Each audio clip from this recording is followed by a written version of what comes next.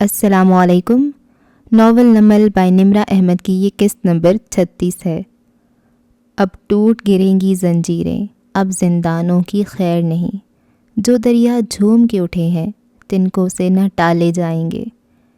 Saadi اور اس کے زندہ خانے کو وہیں چھوڑ کر ہم چند منٹ پیچھے واپس اسلام آباد کے اس ریسٹورانٹ میں جاتے ہیں جہاں اوپری کمرے میں حنین بیٹھی رجسٹر پہ پھول بوٹے بنا رہی تھی۔ وہ آیت ہنوز لکھی موجود تھی، مگر حنین کو جب کچھ خاص سمجھ نہ آیا تو غور و فکر کرنا ترک کر دیا۔ تبھی زمر اندر داخل ہوئی، اس کے ہاتھ میں ایک لفافہ تھا۔ موبائل کمپنی نے بالآخر سگنل رپورٹ بھیجی تھی۔ وہ اندر سے کاغذ نکالتے ہوئے دوسری کرسی کھینچ کر بیٹھی۔ حنین نے چونک کر اسے دیکھا۔ مگر بھائی کا موبائل سگنل آخری دفعہ ہماری کالونی میں آن ہوا تھا، یہ بتایا تو تھا پولیس نے۔ ہاں، مگر اس کا واٹس ایپ اگلے دن بھی آن ہوا تھا، 22 مئی کو۔ پولیس نے یہ نہیں بتایا، اس لیے میں نے کمپنی سے رابطہ کیا تھا۔ سست روی سے ہی صحیح، کام انہوں نے کر دیا، تم تو کر دینے پہ تیار نہیں تھی۔ وہ طنز نہیں تھا، بس سادگی سے کہا اور صفحے کھول کر چہرے کے سامنے کیے۔ حنین نے خفگی سے کچھ کہنا چاہا، پھر سر جھٹک کر اس کی قریب آئی اور کاغذ پہ دیکھا۔ پھر دونوں نے بے اختیار ایک دوسرے کو دیکھا۔ یہ علاقہ، یہ تو وہی ہے پھپھو جہاں ہم اب رہتے ہیں اور جہاں کاردارز رہتے ہیں۔ زمر سوچتے ہوئے پڑھتی جا رہی تھی۔ حنین الجھ کر رہ گئی۔ سعدی کو آخری کال ہاشم کی طرف سے کی گئی ہے، دیکھو یہ پولیس کی رپورٹ میں نہیں تھا۔ وہ دکھا رہی تھی۔ اس رات ہم سبھی بھائی کو کال کر رہے تھے، مگر ہاشم کی کال کے وقت فون کسرے کاردار یا ہماری انیکسی کے آس پاس 3 کلومیٹر کے علاقے میں تھا۔ دوبارہ وہ 12 بجے کے بعد آن ہوا، تقریباً رات کے 3 بجے، تب بھی وہ اسی علاقے میں تھا۔ اس کا واٹس ایپ بھی تبھی آن ہوا ہوگا۔ کاغذ رکھ کر وہ سنجیدگی سے حنین کو دیکھنے لگی۔ سعدی کی 2 چیزیں کھوئی تھیں، کی چین اور موبائل۔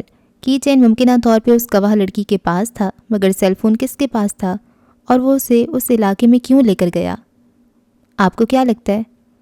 ہو سکتا ہے کہ صرف ایک گواہ نہ ہو، بلکہ کسرے کاردار میں سے بھی کوئی گواہ ہو۔ چند لمحے سوچا۔ نوشرواں اس دن سے متضاد باتیں کہہ رہے، یہ بھی تو ہو سکتا ہے کہ وہ بھی وہاں موجود ہو۔ ظاہر ہے وہ سعدی کا دوست ہے، وہ نہیں، وہ بھائی کا دوست نہیں ہے، وہ ایک دم بولی۔ زمر رک کر اسے دیکھنے لگی۔ مگر سب جانتے ہیں کہ وہ دونوں دوست ہیں۔ میں باقی سب سے زیادہ جانتی ہوں بھائی کے بارے میں۔ میں نے سگنل ڈھونڈنے میں مدد نہیں دی، مگر پچھلے 4 سال سے جب نہ فارس قاضی ادھر تھا نہ زمر یوسف، تب حنین ہی تھی جو سعدی کے ساتھ تھی، اس لیے وہ دوست نہیں تھے، قطعیت سے بتایا۔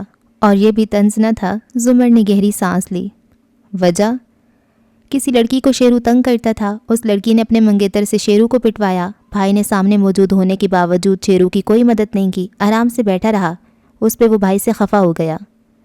مگر سعدی نے کوئی مدد کیوں نہیں کی؟ پتہ نہیں، بعد میں وہ ڈرگز لیتا تھا تو بھائی نے اس کی شکایت اس کی ممی کو لگائی، پھر میں نے اس کے اغوا کا پول کھولا۔ شیرو بھائی تو تب سے ہمارے جانی دشمن ہیں۔ تم نے پہلے نہیں بتایا؟ آپ نے پوچھا ہی نہیں۔ اس نے شانے اچکائے۔ چند لمحے خاموشی چھا گئی۔ تمہارا خیال ہے شیرو سعدی کو گولی مار سکتا ہے؟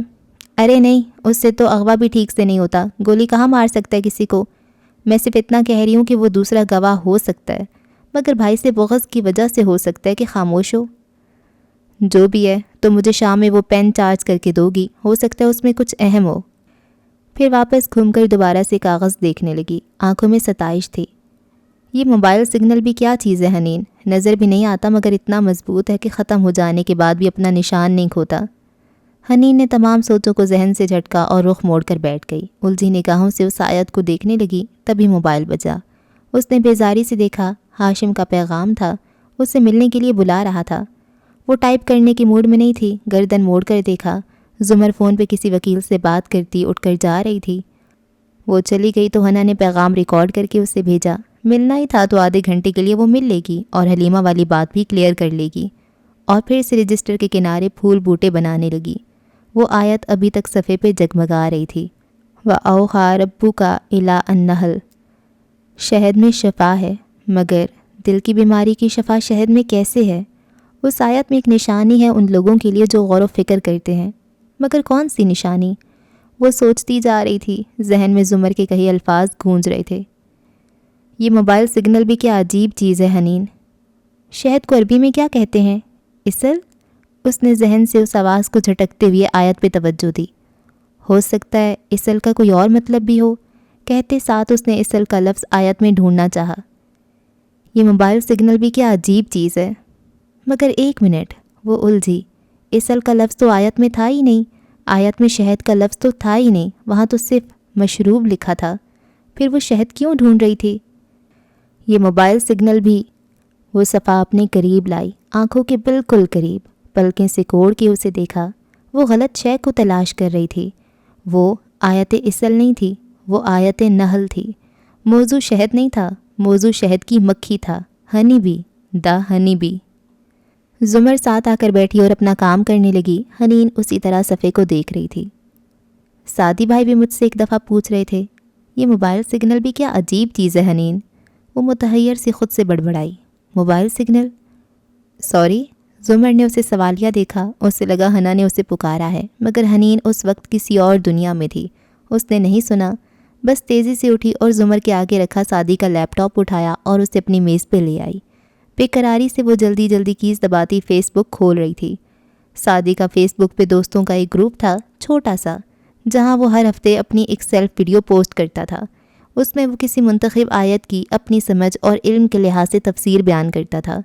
یہ سلسلہ اس نے سال بھر پہلے چھوڑ دیا تھا جاب کی مصروفیت کی وجہ سے، مگر وہ ویڈیوز اب بھی اس گروپ میں تھیں۔ ہنا اس گروپ میں تھی، مگر چونکہ وہاں سعدی کے دوست تھے سو اس کو کامنٹ کرنے کی اجازت بھائی کی طرف سے نہیں تھی، لیکن ویڈیوز وہ دیکھا کرتی تھی۔ نیٹ چھوڑنے کے بعد بھی وہ ان ویڈیوز کو تب دیکھ لیتی جب بھائی امی کو دکھاتا۔ اسے لگتا تھا وہ ان کو ایک کان سے سن کر دوسرے سے نکال دیتی ہے، لیکن آج دونوں کانوں کے درمیان کچھ اٹک گیا تھا۔ مطلوبہ صفحہ کھل گیا، وہ ویڈیو آج بھی وہاں موجود تھی۔ اس کا نام آیت نحل تھا۔ دھڑکتے دل کے ساتھ اس نے ویڈیو کھولی، کانوں میں ایئر فونز لگائے۔ اسکرین پہ ریستوران کے کونے والی میز نظر آنے لگی۔ 1 یا 1.25 سال پہلے کا سعدی ادھر بیٹھا تھا اور اسکرین پہ مسکراتے ہوئے کہہ رہا تھا چند ابتدائی فکرے۔ ہنا نے اسکرین کو انگلیوں سے چھوا۔ کتنے دن بعد اس نے سعدی کو بولتے دیکھا تھا۔ چند لمحوں بعد وہ موضوع پہ آ گیا تھا۔ کل صبح فجر میں سورۃ نحل پڑھ رہا تھا تو آیات نحل نظروں سے گزریں تو میں نے ان پہ غور و فکر کیا۔ ہم اکثر قرآن میں اللہ تعالیٰ کو فرماتے سنتے ہیں کہ اس میں نشانی ہے اس قوم کے لیے جو غور و فکر کرتی ہے۔ غور و فکر کرنا کیا ہوتا ہے؟ اس آیت کی تفاسیر سے تفسیر پڑھ لینا، کیا یہ کافی ہوتا ہے؟ میرے خیال میں نہیں۔ ذرا رک کر سانس لی۔ غور و فکر کہتے ہیں تفتیش کو، جیسے انگریزی فلموں میں سراغ رساں حضرات چھوٹے چھوٹے کلوز کا تعاقب کرتے ہوئے مجرم تک پہنچتے ہیں۔ میرے نزدیک قرآن میں غور و فکر کرنا بھی میٹیریل ایویڈنس کو فالو کرنے جیسا ہے، یعنی ٹھوس شواہد کا پیچھا کرنا۔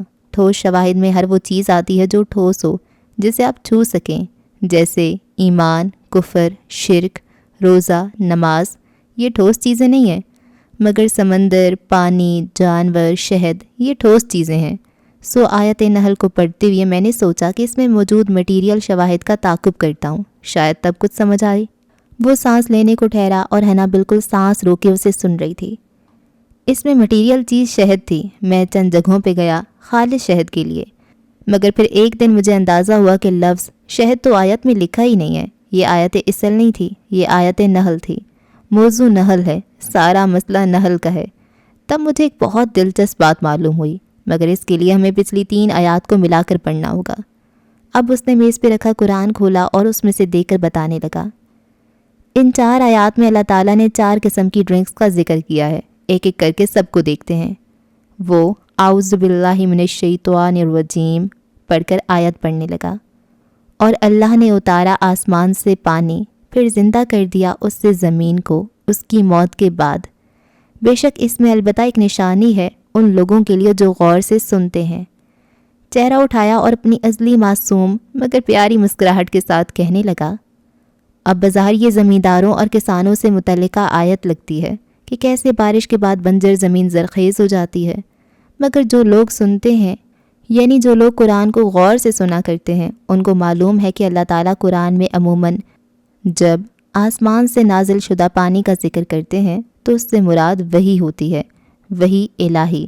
قدر توقف سے کہنے لگا، وحی 3 طرح کی ہوتی ہے، ایک تو قرآن اور الہامی کتابوں کی صورت میں، ان میں اللہ بندے سے مخاطب ہوتے ہیں۔ دوسرا یہ کہ اللہ پردے کی پیچھے سے خود بندے سے مخاطب ہوں، جیسے موسیٰ علیہ السلام سے کوہ طور پہ ہوتے تھے، یا نبی صلی اللہ علیہ وآلہ وسلم سے معراج کے موقع پہ ہوئے تھے۔ تیسری قسم یہ ہے کہ اللہ اپنے فرشتے کو انسان کے پاس کوئی پیغام دے کر بھیجیں۔ اس تیسری وحی کی دو قسمیں ہیں، ایک تو جو انبیاء کے پاس جبرائیل علیہ السلام کے ذریعے اترا کرتی تھیں، اور دوسری الہام یعنی دل میں خیال کا ڈالے جانا۔ یہ ہر انسان کو ہوتا ہے، مگر یاد رکھیے الہام شیطانی بھی ہو سکتا ہے اور فرشتے کے ذریعے بھی ہو سکتا ہے۔ اس کو جج آپ شریعت کے اصولوں پہ ہی کریں گے۔ یہی الہام موسیٰ علیہ السلام کی والدہ کو ہوا تھا، جس کی بنا پہ انہوں نے اپنا بچہ نیل میں اتارا تھا، اور یہی شہد کی مکھی کو ہوا تھا، یعنی ان کے دل میں خیال ڈالا گیا تھا۔ چند لمحے کے لیے رک کر قرآن کو دیکھا تو ان 5 آیات میں پہلی قسم کی ڈرنک پانی ہے، وہی الہی جو آسمان سے اترتی ہے اور مردہ دلوں کو زندہ کر دیتی ہے۔ کوئی بھی چیز دل کو ایسے زندہ نہیں کرتی جیسے قرآن کرتا ہے، اور کوئی بھی چیز ایسے دل مردہ نہیں کرتی جیسے اونچے کہے کرتے ہیں۔ پھر صفحہ پلٹایا، اگلی آیت دیکھتے ہیں۔ پہلی عربی پڑھی، پھر اردو میں بتانے لگا، اور بے شک تمہارے لیے مویشی جانوروں میں ایک سبق ہے، ہم تمہیں ان کے پیٹوں میں گوبر اور خون کے درمیان سے خالص دودھ پلاتے ہیں، خوشگوار ہے وہ پینے والوں کے لیے۔ سعدی نے چہرہ اٹھایا، بارش وہ چیز ہے جو فصل پہ ہو یا دل پہ، اس کا فائدہ ہی فائدہ ہوتا ہے۔ بارش کو اللہ نے ہمیشہ رحمت کہا ہے۔ کسی قوم کو بارش سے عذاب نہیں دیا، ہم ڈیم نہیں بناتے اور پلاننگ نہیں کرتے، اس لیے بارش زحمت بن جاتی ہے، ورنہ بارش تو سراسر فائدہ ہوتی ہے۔ اب دوسری قسم کی چیز دیکھیے، دودھ۔ وہ کہہ رہا تھا اور حنین ہر شے بھلائی یک ٹک اسے دیکھ رہی تھی۔ اسے یہ سب اس طرح کیوں نہیں سمجھ آیا تھا جیسے سعدی کو آیا تھا؟ دودھ ان اچھی چیزوں کی مثال بیان کرتا ہے جو بری چیزوں سے نکلتی ہے۔ خون اور گوبر کے درمیان سے خالص اور پاک دودھ کا نکلنا ہمیں یہ بتاتا ہے کہ برے سے برے حالات میں بھی ہم اپنے خلوص اور پاکیزہ نیت سے راستے نکال سکتے ہیں اگر ہم چاہیں تو۔ آپ کو معلوم ہوگا وہ واقعہ کہ جب رسول اللہ صلی اللہ علیہ وآلہ وسلم کو 3 پیالوں میں سے دودھ کا انتخاب فرمایا تھا، کیونکہ دودھ عین فطرت ہے، تو فطرت میں کوئی چیز اچھی یا بری نہیں ہوتی، آپ گندگی میں سے بھی اچھی چیز نکال سکتے ہیں۔ اب تیسری ڈرنک دیکھیے، قرآن سے پڑھ کر سنانے لگا، اور کھجور اور انگور کے پھلوں سے تم بنا لیتے ہو نشہ آور چیزیں اور اچھا رزق، بے شک اس میں ایک نشانی ہے اس قوم کے لیے جو عقل رکھتی ہے۔ تو میرے عقل والے دوستو، تیسرا مشروب یعنی شراب بنایا جاتا ہے پاکیزہ پھلوں سے۔ کھجور جیسے شجر طیبہ سے بھی بری چیزیں بن سکتی ہیں۔ یہ سب آپ کے اوپر ہے، آپ اچھی چیز سے بھی بری بنا سکتے ہیں اور بری سے بھی اچھی نکال سکتے ہیں۔ اس لیے چیزوں کو درست استعمال کریں، کمپیوٹر سے اچھے کام کیا کریں، جو نہیں دیکھنا چاہیے وہ نہ دیکھا کریں، اور جس کی اجازت نہیں ہے وہ بھی نہ کیا کریں۔ آپ کوئی ناول پڑھ رہے ہیں مگر پیرنٹس نے اجازت نہیں دی ناولز پڑھنے کی، تو اسے پڑھ کر آپ پیرنٹس کے ساتھ خیانت کر رہے ہیں۔ ان کو کنونس کریں لیکن چھپ کر مت پڑھیں، یہ غلط ہے۔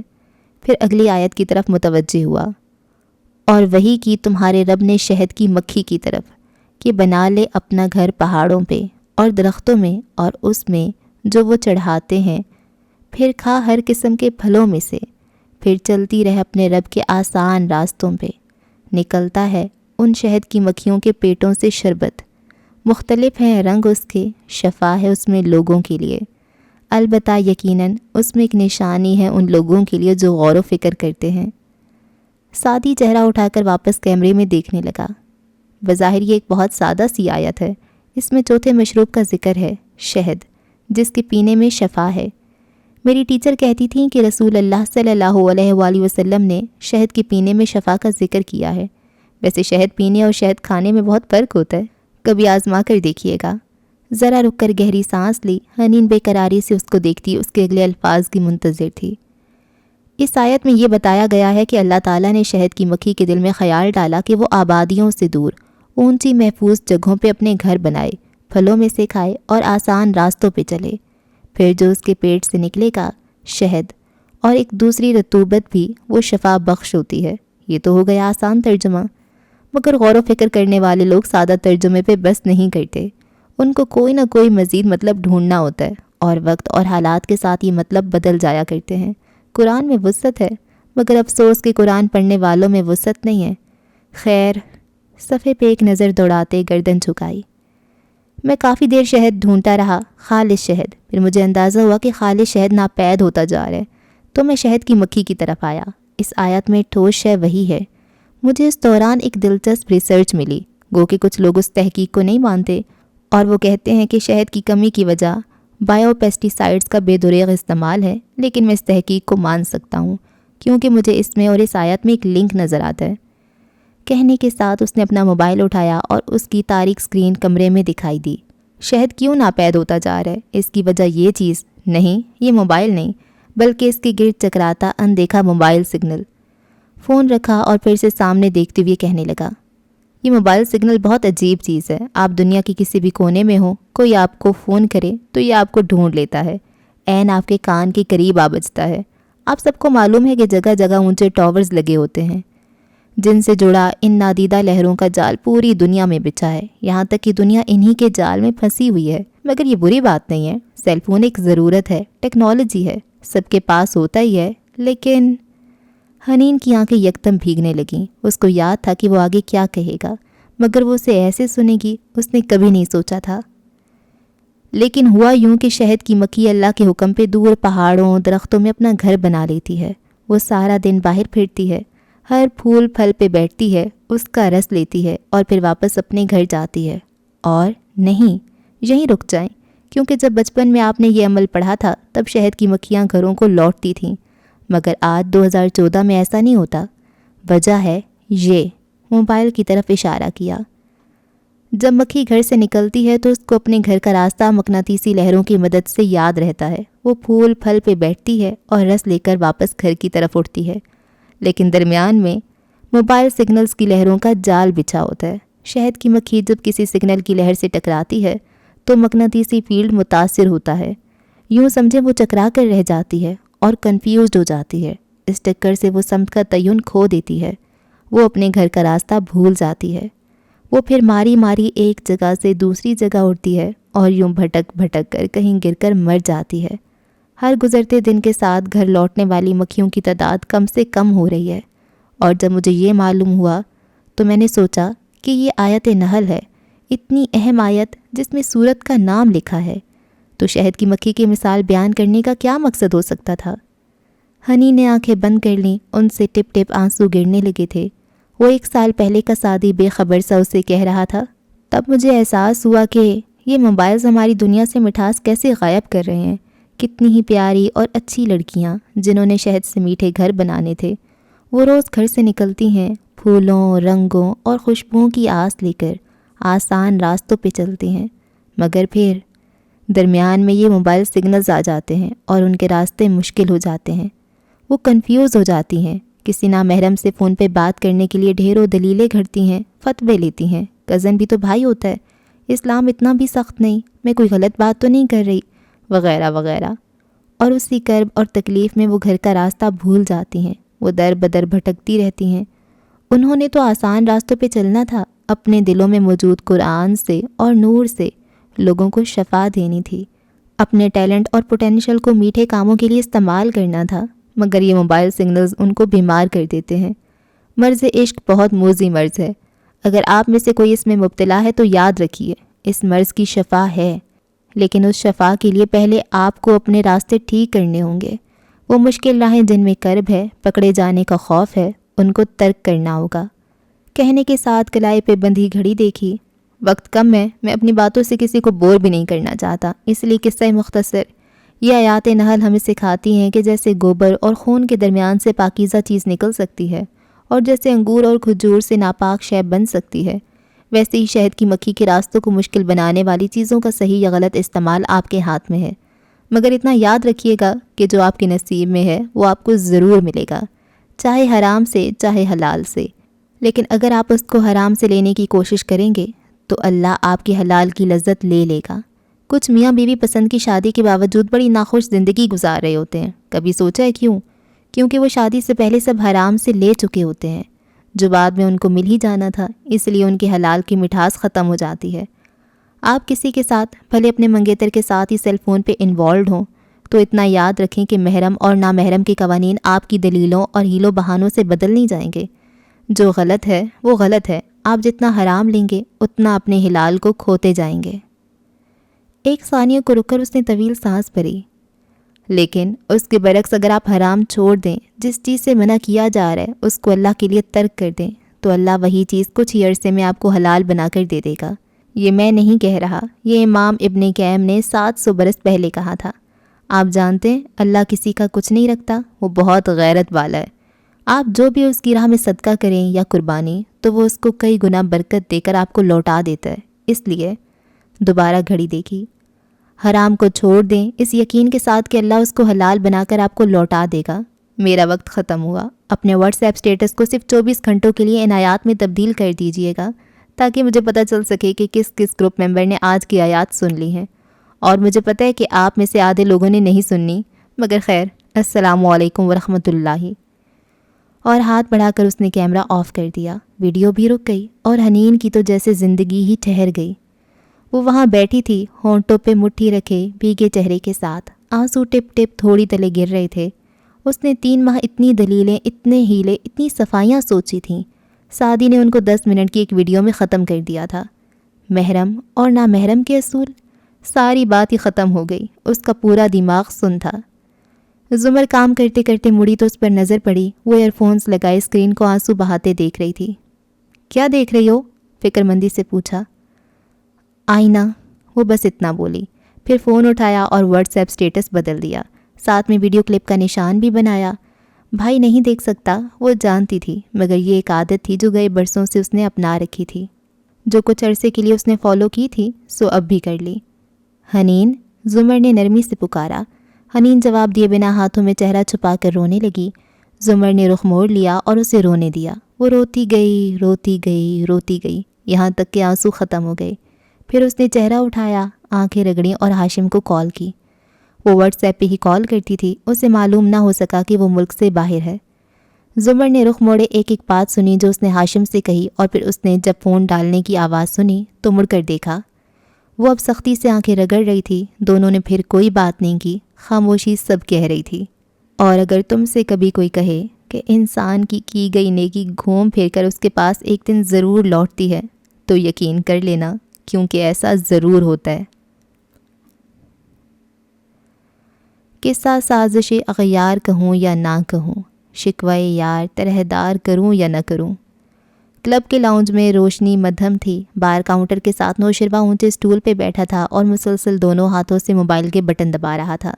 شہرین باریک ہیل سے چلتی قریب آئی اور ساتھ والے اسٹول پہ بیٹھی۔ رخ اس کی طرف موڑا، اس کے چہرے کے آگے ہاتھ ہلایا۔ شیرو نے چونک کر آنکھیں اٹھائیں، اسے دیکھ کر ان میں خفگی آئی۔ آپ ادھر؟ خیریت؟ خشک روی سے کہتا دوبارہ بٹن دبانے لگا۔ شہری نے اس کے ہاتھ سے موبائل لے کر کاؤنٹر پہ ڈالا۔ 3 دن سے تمہیں کال کر رہی ہوں، اٹھاتے کیوں نہیں ہو؟ نروٹھے پن سے گویا ہوئی۔ شیرو نے بیزاری سے شانے اچکائے۔ مجھ سے کیا کام آ پڑا آپ کو؟ ہر وقت مجھ سے خفا کیوں رہتے ہو؟ دیکھو ہم اچھے دوست بھی تو ہیں، آؤ اب موڈ ٹھیک کرو، کارڈز کھیلتے ہیں۔ اسے بازو سے پکڑ کر کھڑا کیا۔ وہ زیادہ دیر بیزار رویہ برقرار نہ رکھ سکا اور ساتھ کھنچتا آیا۔ چند منٹ بعد وہ دونوں ایک میز کے گرد بیٹھے پتے کھیل رہے تھے۔ تم ہار رہے ہو شیرو؟ نہیں، ابھی دیکھیے گا۔ اس کی مکمل توجہ کارڈز بھی تھی۔ اپنے پتے دیکھ کر یہ سوچ رہا تھا کہ اب کون سا پھینکے کہ مجھے کچھ دن کے لیے تمہارے G41 مل سکتی ہے؟ ایک دم چونک کر شہری کو دیکھا۔ وہ بھی پتوں کو دیکھتی ہوئے سرسری انداز میں پوچھ رہی تھی۔ کیا؟ بظاہر نہ سمجھی دکھائی۔ شہری نے اس کی آنکھوں میں دیکھا۔ اتنے ڈم مت بنو، تمہارے G41 گلاک گن جو پچھلے برتھ ڈے پہ تمہیں ہاشم نے گفٹ کی تھی، میرے سامنے تو تم نے تحفہ کھولا تھا، مجھے دے سکتے ہو چند دنوں کے لیے؟ کچھ دوستوں میں شو آف کرنا ہے۔ شیرو نے پتے میز پہ ڈال دیے، تندھی سے اسے دیکھا۔ تو یہ سارا میٹھا انداز اس لیے تھا، اور میں سمجھا آپ کو واقعی میرا خیال ہے۔ خیال ہے تو دوست سمجھ کر ایک گن مانگ رہی ہوں، نہیں دینی تو نہ دو، غصہ کیوں کر رہے ہو؟ نوشرواں کے حلق میں کانٹے ہو گئے۔ میرے پاس G41 نہیں تھی، 45 تھی، ماڈل تو ٹھیک سے یاد رکھا کریں۔ سر جھٹک کر ادھر ادھر دیکھا، ہتھیلیاں نم تھی اور رنگت بدل رہی تھی۔ شیرین کارڈز رکھ کر آگے ہوئی اور بغور اس کی آنکھوں میں جھانکا۔ ریلی؟ مجھے تو G41 یاد پڑتی ہے۔ تو پھر آپ اپنی یادداشت کا علاج کروائیں، کیونکہ میرے پاس ایسی کوئی گن نہیں ہے، سنا آپ نے؟ بھڑک کر کہتے وہ اٹھا۔ پیشانی بھی تر ہو رہی تھی اور آنکھوں میں بے چینی سی تھی۔ شہری نے گردن اٹھا کر دلچسپی سے اسے دیکھا۔ ٹھیک ہے، مجھے غلط یاد ہوگا، ایک گن ہی تو ہے، اس میں اتنا غصہ کیوں دکھا رہے ہو؟ وہ میز پہ دونوں ہاتھ رکھ کر جھکا اور سرخ آنکھوں سے اسے گھورا۔ آئندہ میرے راستے میں آنے کی ضرورت نہیں ہے، جائیں، فارس کے آگے پیچھے پھریں، جیسے میں تو جانتا ہی نہیں۔ شہرین کی ذرا رنگت بدلی، بے اختیار ادھر ادھر دیکھا۔ وہ اب سیدھا ہو کر مڑ گیا تھا اور باہر کی طرف جا رہا تھا، مگر شہری کو اپنا جواب مل گیا تھا۔ یہ رات اس درد کا شجر ہے جو مجھ سے تجھ سے عظیم تر ہے۔ وہ رات جب کسرے کاردار اور ملحقہ انیکسی پہ اتری تو ستمبر کی گرم اور حبس زدہ فضا سے پر تھی۔ نوشیواں اپنے بیڈ پہ بے چینی سے کروٹ بدل رہا تھا، ذہن میں ہاشم کی باتیں گونج رہی تھیں۔ میرے پاس شہرین سے بڑے مسائل ہیں اس وقت، تم نے جو کہا وہ بہت ہے، مزید اس پہ بات مت کرو، کچھ نہیں معلوم ہوگا اسے۔ البتہ ایک عجیب سی پریشانی اس کے وجود سے لپٹی تھی، کیا یہ مسئلہ کبھی ختم نہیں ہوگا؟ سعدی یوسف کا آصف اس کا پیچھا کب چھوڑے گا؟ اس کمرے سے دور ہٹو تو انیکسی کی تقریباً تمام بتیاں بجھی تھیں۔ فارس سو رہا تھا جب زمر احتیاط سے کمرے سے نکل آئی، تہخانے میں آ کر دروازہ لاک کیا۔ دروازے ساؤنڈ پروف تھے اور پھر جلدی سے فرش پہ بیٹھی ہنا تک آئی۔ کیسے چارج کیا پین؟ لیپ ٹاپ سے، اس میں 2 ویڈیوز ہیں، ایک جج صاحب کی ہے، میں نے ابھی وہی شروع کی تھی، دیکھیں۔ وہ ویڈیو دیکھنے کے بعد دونوں نے اف جھرجھری لی، پھر ہنا نے دوسری ویڈیو کھولی۔ اب وہ دونوں فرش پہ بیٹھیں اور سامنے اسکرین کو چہرہ جھکائے غور سے دیکھ رہی تھیں۔ منظر کھلا اور ایک راہداری سی نظر آئی۔ آفس کے باہر منظر، ٹیبل کے پیچھے موجود سیکرٹری، ڈیسک کیلنڈر پہ واضح لکھی تاریخ 21 مئی، خاور اور ایک ساتھ کارڈ، کیمرے کے آگے پیچھے تھپ تھپا کر چیک کر رہے تھے۔ ایک موبائل، چابیاں نکال کر سیکرٹری کی ٹوکری میں رکھا۔ سعدی کی آواز پس منظر سے آئی، حنین کے ابرو اٹھے۔ بھائی نے کوٹ کی فرنٹ پاکٹ میں ڈالا ہوا ہے پین، اور یہ ہاشم کا آفس ہے، وہ اس کی تلاشی لے رہے ہیں۔ پھر اوکے کے سگنل کے بعد کیمرہ آگے بڑھتا گیا۔ زمر کی آنکھوں میں تعجب ابھرا، وہ ڈیٹیکٹر سے چیک کر رہے تھے تو پین کیوں نہیں پکڑا؟ ماموں کے اس کون آرٹسٹ دوست نے بتایا تو تھا یہ پین نہیں پکڑا جاتا۔ خاور اسلحہ یا فائر ڈھونڈ رہا تھا، اسے لگا ہوگا یہ عام پین ہے، وہ ہاشم کا مہمان تھا، خاور اس کا کوٹ تو نہیں اتروا سکتا تھا۔ دونوں کی نظریں اب اسکرین پہ ٹھہر گئیں۔ اندر آفس میں تینوں کاردارز تھے، خاور تھا، سعدی نیکلس میز پہ رکھ رہا تھا۔ تہخانے میں لگی گھڑی کی ٹک ٹک واضح سنائی دے رہی تھی۔ سعدی قتل امت کے بارے میں اسلام کے دونوں مذاہب کا نقطہ نظر بتا رہا تھا۔ گھڑی کا پینڈولم مسلسل جھول رہا تھا، دائیں بائیں۔ وہ سعدی کو 30 کروڑ دے رہا تھا، جواب میں سعدی نے اس کے بھائی کی قیمت 60 کروڑ لگائی تھی۔ کونے میں چھوٹے سے باتھ روم کی ٹوٹی سے پانی لیک ہو رہا تھا، ٹپ ٹپ۔ ہاشم اب سعدی کو جج کو بلیک میل کرنے والا قصہ سنا رہا تھا، فائل دکھا رہا تھا۔ تہخانے میں پنکھے کی ہوا سے دیوار پہ لگے کاغذ ہلکے ہلکے پھڑپھڑا رہے تھے۔ ہاشم اب حنین کے امتحانی مرکز والے وکیل صاحب کو کال کر کے کہہ رہا تھا کہ وہ حنین کا کیس دوبارہ کھلوا سکتا ہے۔ پنکھے کی گڑ گڑ مسلسل سنائی دے رہی تھی۔ اب سعدی باہر سیکرٹری کے ڈیسک کے ساتھ نوشیروان کو کہہ رہا تھا کہ مرد بنے، اور پھر لفٹ کے دروازے بند ہوتے دکھائی دیے اور اسکرین تاریک ہو گئی۔ اس وقت اس دنیا میں، اس شہر میں، اس گھر میں اور کوئی آواز نہیں تھی، سانس لینے کی بھی نہیں، دل دھڑکنے کی بھی نہیں۔ کہتے ہیں جب فرشتے روح نکالتے ہیں تو آواز تک نہیں آتی، مگر کیا کبھی تم نے شیطان کو روح نکالتے دیکھا ہے؟ اس کی بھی آواز نہیں آتی۔ میری سرکشی بھی تھی منفرد، میری عاجزی بھی کمال تھی، میں انا پرست بلا کا تھا، سو گرا تو اپنے ہی پاؤں میں۔ کاردارز نے کیا یہ سب، حنین کسی خواب کسی کیفیت میں بولی تھی۔ بھائی کو بھی انہوں نے ہی شوٹ کروایا تھا، بھائی انہی کے پاس ہے۔ زمر فرش سے اٹھ کھڑی ہوئی، اس نے حنین کو نہیں دیکھا، بس ننگے پیروں سے زینے چڑھنے لگی۔ تہخانے کا دروازہ کھولا، لاؤنج خاموش پڑا تھا۔ وہ قدم قدم اٹھاتی سیڑھیوں تک آئی، اوپر چہرہ اٹھا کر دیکھا، سب دھندلا تھا، اندھیرے اور روشنی کے فلیشز سے چمک رہے تھے۔ کبھی منظر صاف ہوتا، کبھی اندھیرا چھا جاتا۔ اس کو گرم گرم آنسو اپنے گالوں پہ گرتے محسوس ہو رہے تھے۔ ریلنگ پہ ہاتھ رکھے اس نے اوپر چڑھنا چاہا، قدم وزنی تھے، دل بھاری تھا، اور سانس اکھڑتی تھی۔ چوتھے زینے پہ وہ رکی، دوہرے ہو کر چند گہرے سانس لیے، پانی سے لدی آنکھیں جھپکیں، پھر قدم اٹھائے۔ سر چکرا رہا تھا، اندھیرا، روشنی، پھر اندھیرا، دھواں ہی دھواں تھا۔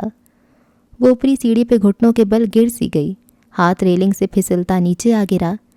چہرہ جھکائے، تیز تیز سانس لیتے، وہ دوہری ہوتی جا رہی تھی۔ آنکھوں سے گرم گرم پانی میں روانی آ گئی تھی، مگر ایسے لگتا تھا وہ سب کسی اور کے ساتھ ہو رہا ہے، کسی سلو موشن فلم کی طرح۔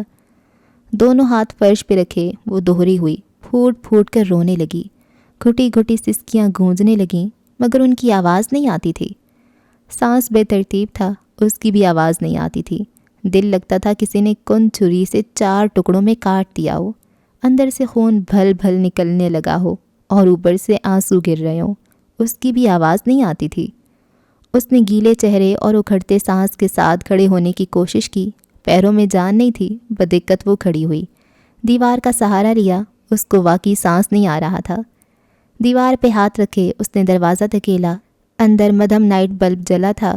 وہ کاؤچ پہ سو رہا تھا۔ وہ آج آفس سے تھکا ہوا آیا تھا، اس لیے بے خبر سو رہا تھا۔ بے خبری بھی نعمت تھی، وہ نعمت زمر یوسف خان سے چھن چکی تھی۔ وہ دروازے سے سر لگائے وہیں چوکھٹ میں بیٹھتی گئی۔ اندر اے سی کی ٹھنڈ تھی، اسے یکدم سخت سردی لگنے لگی تھی۔ ہونٹ نیلے پڑنے لگے، سانس ڈوبتا جا رہا تھا۔ پہلی دفعہ ہاشم کے ذہن میں گونجتے فکروں، فارس کی بے گناہی، سادی، ان سب سے ہٹ کر پہلی دفعہ زمر کو احساس ہوا کہ اسے واقعتاً سانس نہیں آ رہا۔ وہ کیفیت صرف جذباتی نہیں تھی، وہ جسمانی تھی۔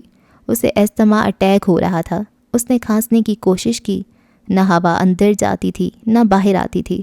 اس کے ناخن سفید پڑ رہے تھے۔ منظر اندھیرے میں ڈوبتا، کبھی واپس روشن ہوتا۔ نیم جان آنکھوں میں بے بسی لیے اس نے صوفے پہ لیٹے فارس کو دیکھا۔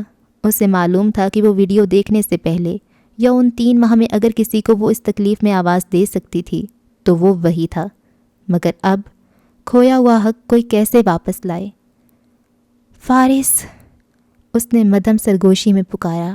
آنکھوں سے آنسو برابر گر رہے تھے۔ دل پہ مٹھی رکھے وہ شدید تکلیف میں کھانسنے کی کوشش کر رہی تھی۔ وہ تھکا ہوا تھا اور واقعی نیند میں تھا، اس تک آواز نہیں گئی۔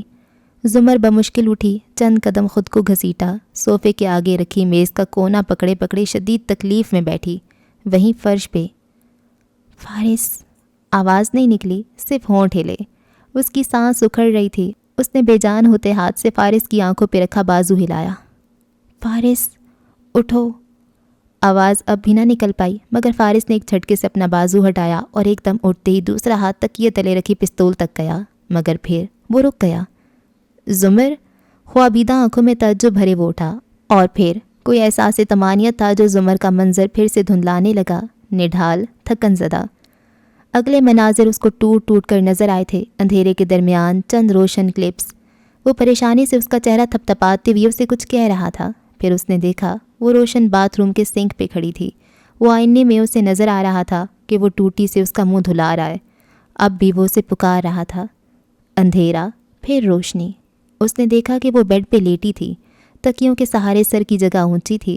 سردی کے باعث اس نے لحاف گردن تک تان رکھا تھا۔ پنکھا، اے سی، سب بند تھا اور وہ اس کو انہیلر دے رہا تھا۔ زمر نے نڈھال سی ہو کر سر بیڈ گراؤنڈ سے ٹکا دیا، آنکھیں بند کر کے چند گہرے سانس لیے۔ آکسیجن بحال ہو چکی تھی، اس کی رنگت بہتر ہو رہی تھی۔ آنکھیں کھولیں، وہ ساتھ ایک گھٹنا موڑے بیڈ پہ بیٹھا فکر مندی سے اسے دیکھ رہا تھا۔ بالآخر اسے آواز آنے لگی کہ وہ کیا کہہ رہا ہے۔ آپ اپنے استھما کے لیے انہیلر کیوں نہیں رکھتی ساتھ؟ آپ کو اندازہ ہے اگر آپا کے میڈیسن کیبنٹ میں انہیلر نہ ہوتا تو کیا ہوتا؟ اس نے گیلی آنکھوں سے اسے دیکھا۔ اسے لگا وہ اسے پہلی دفعہ دیکھ رہی ہے۔ پوری آستین کی ٹی شرٹ، ٹراؤزر، چھوٹے کٹے بال اور ہلکی بڑی شیب، آنکھوں میں چھایا تفکر۔ زمر بیڈ گراؤنڈ سے سر ٹکائے اسے دیکھتی رہی۔ وہ بیج زہریلے تھے۔ فارس ناسمجھی سے ذرا آگے ہوا۔ کیا چیز؟ کئی سال پہلے جب یہ شہر اسلام آباد غیر آباد تھا اور ہم سادہ غریب لوگ تھے، اس کے چہرے کو تکتی وہ کہہ رہی تھی، تو ہم نے ایک غلطی کی، ہم نے غلط دوست بنائے فارس۔ ہم نے آسٹریلیا سے دوستی کی۔ اس وقت وہ ہمیں بے ضرر لگتے تھے، امیر تھے مگر اچھے تھے، خوش اخلاق تھے۔ ہمیں لگا وہ ہمارے جیسے ہی ہیں، ہمارا بھلا چاہتے ہیں۔ آنکھوں سے گرتے آنسوؤں میں تیزی آ گئی۔ وہ غور سے اسے دیکھتا، اس کی بات سمجھنے کی کوشش کر رہا تھا۔ ہماری حکومت، ہم اپنا شہر آباد کرنا چاہتے تھے۔ ہمارے امیر دوست نے کہا وہ ہماری مدد کرے گا۔ ہم نے اس پہ بھروسہ کیا۔ نہیں کرنا چاہیے تھا فارس، ہم نے کیوں اس پہ بھروسہ کیا؟ بیچارگی سے پوچھتے وہ پھر سے رونے لگی تھی۔ آپ بیکار باتیں مت سوچیں، آرام سے سو جائیں، اب آپ کا سانس ٹھیک ہے۔ وہ نرمی سے اس کی توجہ ہٹا رہا تھا، مگر اس نے نفی میں سر ہلایا، اسی طرح روتے کہتی رہی، تمہیں پتہ ہے آسٹریلین حکومت نے ہمیں بیچ دیا۔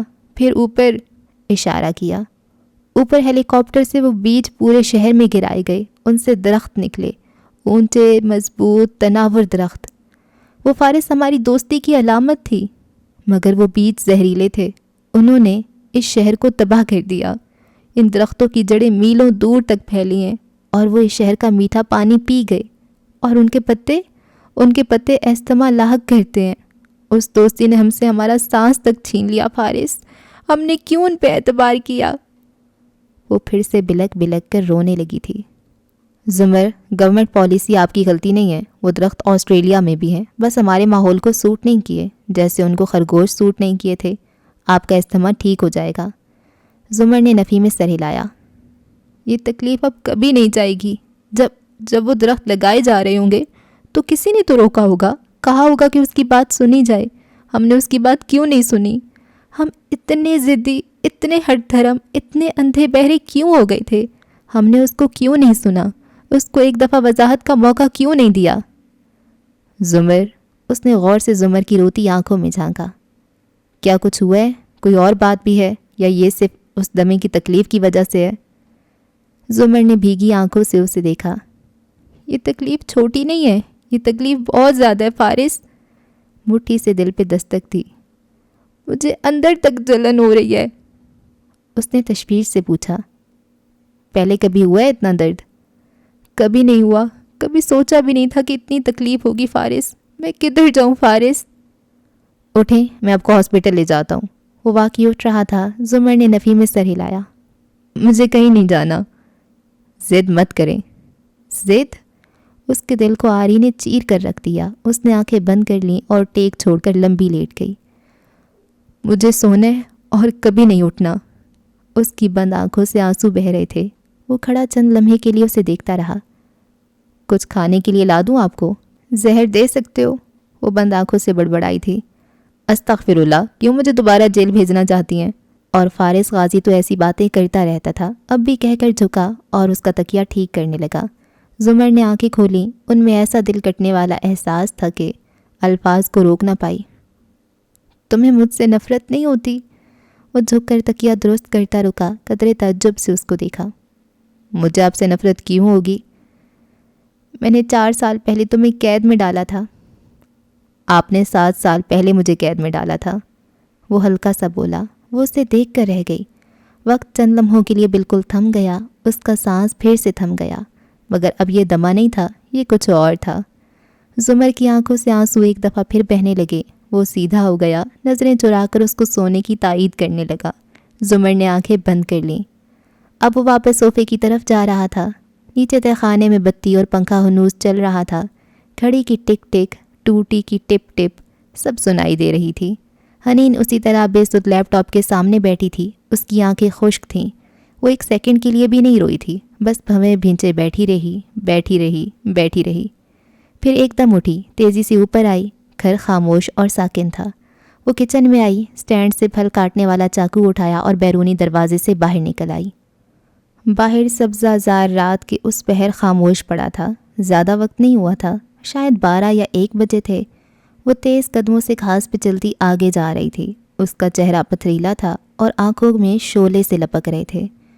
وہ کھڑی کتنی ہی دیر اس قصر کو دیکھتی رہی، پھر کنارے پہ لگی درختوں تک آئی۔ ایک درخت کے قدموں میں بیٹھی اور زور زور سے اس کے تنے پہ چاقو مارنے لگی، ضرب در ضرب، نفرت سے، غصے سے، شوق سے۔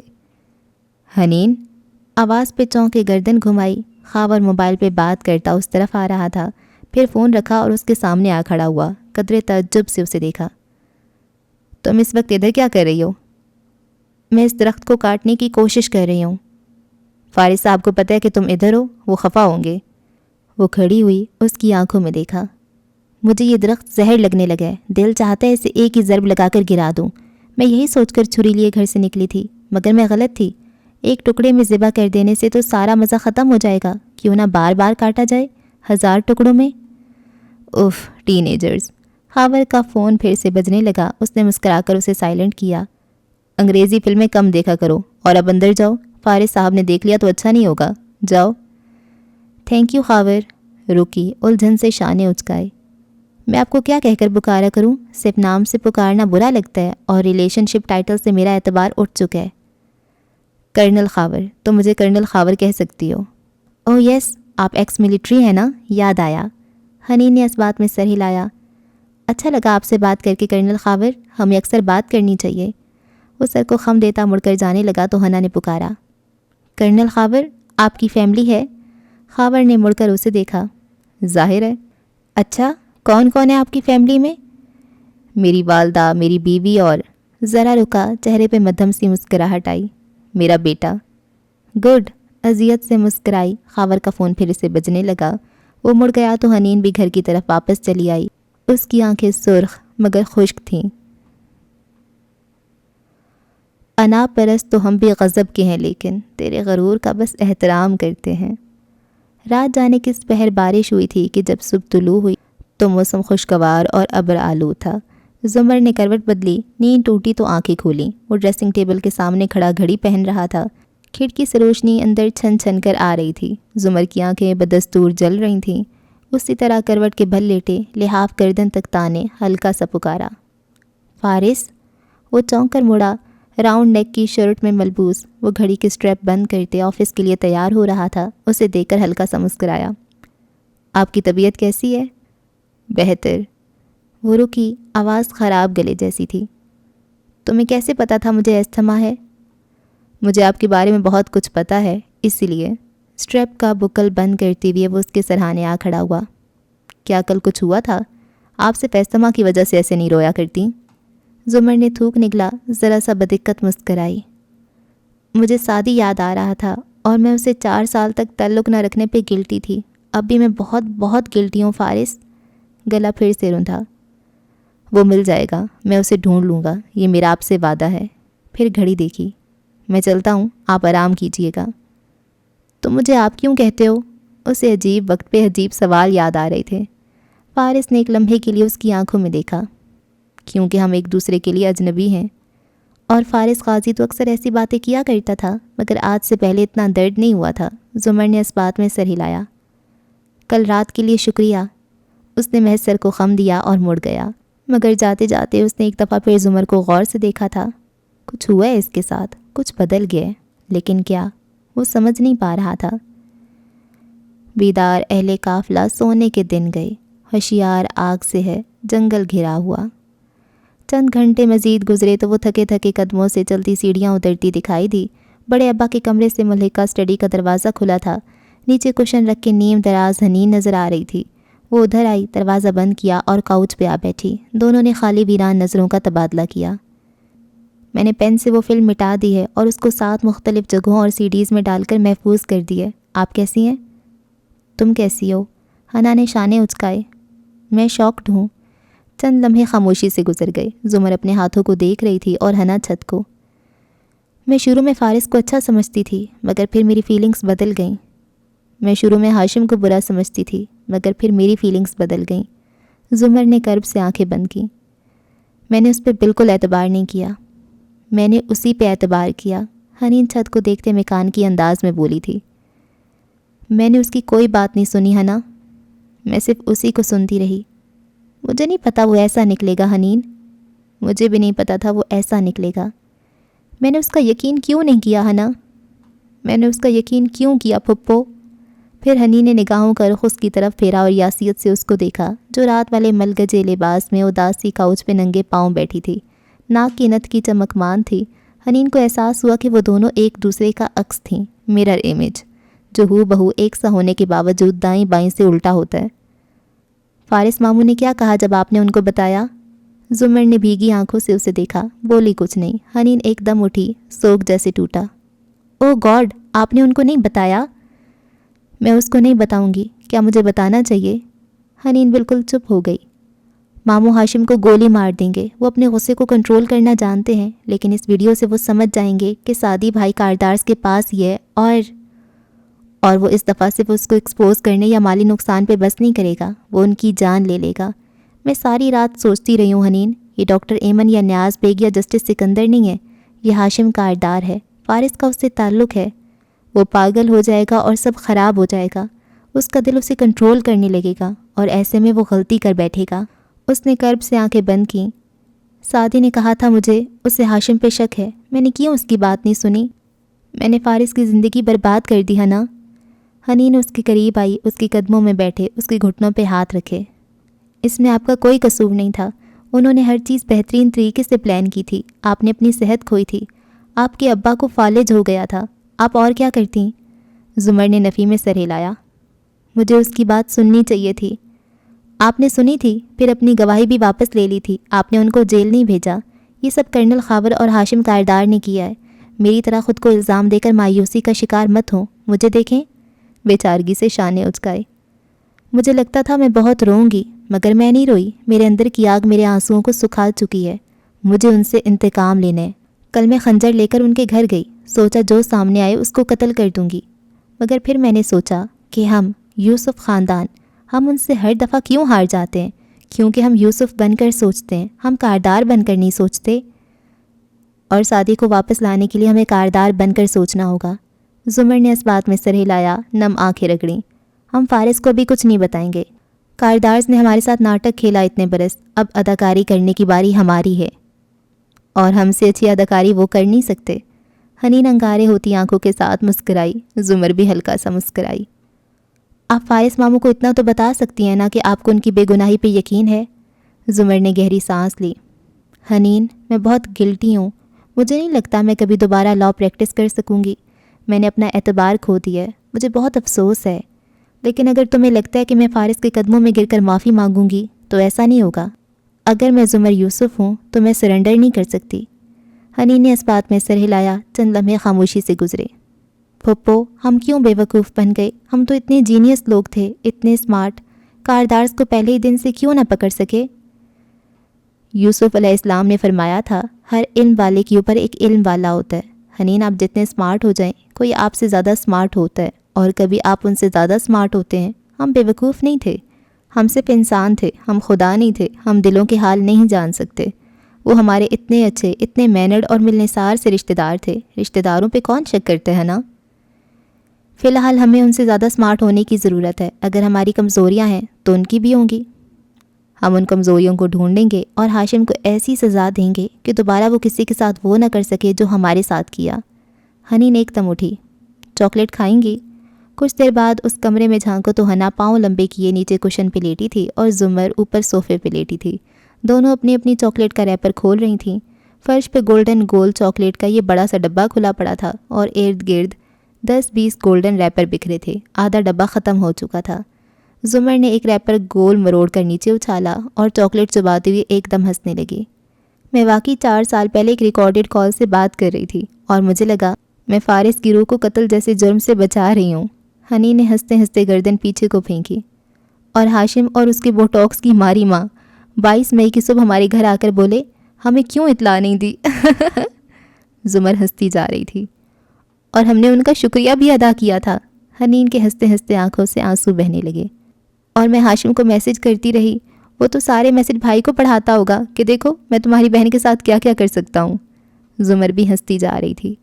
اور ہاشم میرے ہاسپٹل بلز پے کرتا ہے جیسے مجھ پہ احسان کر رہا ہو۔